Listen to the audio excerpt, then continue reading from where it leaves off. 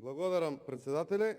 Само да констатирам дека предлог законот за тутун, кој што е поднесен од пратеничката група на ВМРО-ДПМН, а кој што се однесува на продолжување на рокот за откуп на тутунот, на тие над 5 милиони килограми тутун кои што ги имаат како проблем граѓаните во Република Македонија и земјоделците, не е прифатен од страна на владеачкото мнозинство, така да кога ќе тргнат на терен и да ги лажат земјоделците, да стои ова запишано дека само 9 пратеници, дел, морам да кажам, дадоа поддршка и од владеачкото мнозинство, меѓутоа вкупно 9 пратеници дадоа поддршка на овој закон.